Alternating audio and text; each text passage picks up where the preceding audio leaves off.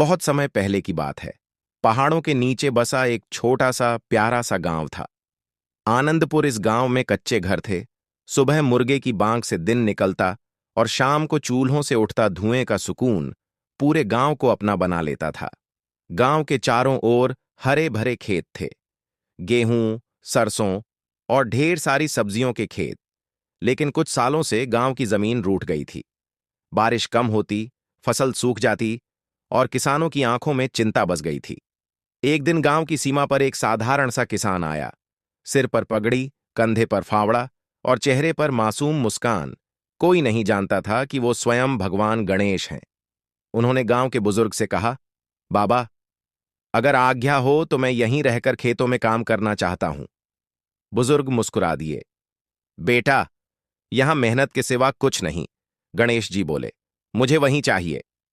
सुबह सुबह गणेश जी बैलों के साथ खेत में उतर जाते। कीचड़ में उनके पैर सने होते, पर चेहरे पर शिकायत नहीं, सिर्फ शांति। वो खुद मिट्टी को हाथों से छूते, बीज बोते। टमाटर, भिंडी, लौकी, बैंगन। गांव के बच्चे हंसते, अरे ये मोटा किसान खेत में कैसे काम करेगा। पर कुछ ही दिनों में सब्जियों की बेलें लहराने लगीं। पत्तों पर ओस मोतियों की तरह चमकने लगी। गणेश जी कहते, मिट्टी मां है, अगर उसे सम्मान दो तो वो कभी खाली हाथ नहीं लौटाती। एक शाम गणेश जी ने गांव के मंदिर में दिया जलाया और बस आंखें बंद कर लीं।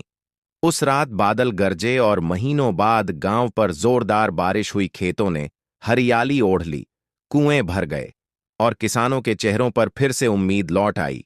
जब पहली फसल तैयार हुई, गांव वालों ने देखा, सब्जियां इतनी ताजा और स्वादिष्ट थीं जैसी पहले कभी नहीं हुई थीं। गांव की महिलाएं बोलीं, इस खेत की सब्जी में कोई अलग ही मिठास है।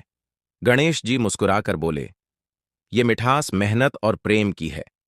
शाम को गणेश जी मूषक राज के साथ खेतों की मेड़ पर बैठ जाते और बच्चों को कहानियां सुनाते।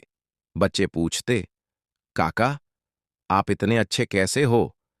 गणेश जी हंसते, क्योंकि गांव दिल को साफ रखना सिखाता है। एक दिन गांव में बड़ा संकट आया। आसपास के गांवों में फसल नष्ट हो गई, पर आनंदपुर सुरक्षित रहा।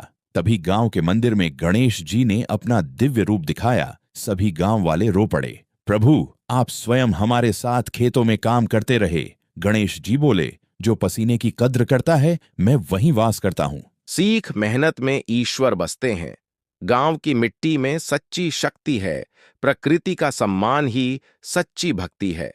आज भी कहा जाता है, जहां किसान खुश है, वहां भगवान गणेश स्वयं मुस्कुराते हैं।